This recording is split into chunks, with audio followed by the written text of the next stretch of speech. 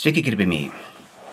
Po epizodo Manipuliacija 16 buvo toks komentaras. Jeigu viena laisvo elgesio mergina yra Daiva, ar tai reiškia, kad visos Daivos yra laisvo elgesio? Epizode Manipuliacija 17 aš taip pacitavau.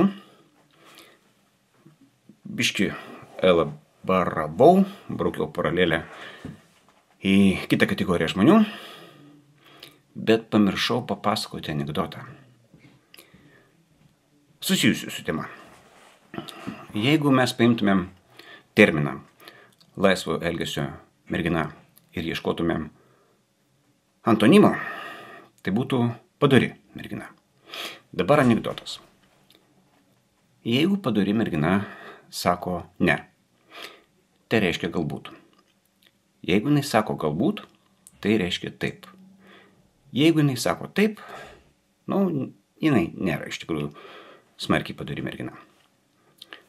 Apie diplomatus. Jeigu diplomatas sako taip, tai reiškia galbūt.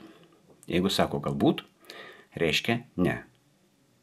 Bet jeigu sako ne, toks jis ir diplomatas. Jeigu karininkas sako taip, tai reiškia taip. Jeigu karininkas sako ne, tai reiškia ne. Jeigu karininkas sako galbūt reikėtų, tai toks jis ir karininkas.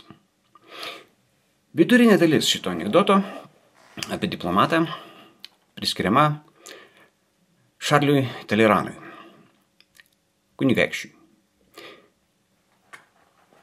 Ir jis pasižymėjo tom, kad buvo labai susidomėjęs pinigais ir idealiai melavo, sukčiavo ir jam sekėsi puikiai, čia su britais, čia su rusais, čia su tom bileka, taip sakant, išdavystės arba išdavysčių planavimas, organizavimas, sąlygos sudarimas, tai buvo jo arkliukas.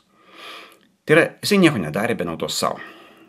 Ir čia jau ne visai anekdotas, bet arti to, vieną dieną kunigaikštis Taleranas mirė. Žmonės, kurį pažinojo, sako, kunigaikštis mirė. Ir ko jam dabar prireikė? Tarsi, dėl ko jisai tai padarė? Kodėl prigijo kunigaikštis, nors jisai buvo ir hercogas po to irgi? Nežinau, bet ačiū Jums už dėmesį. Geros nuotaikos, geros dienos.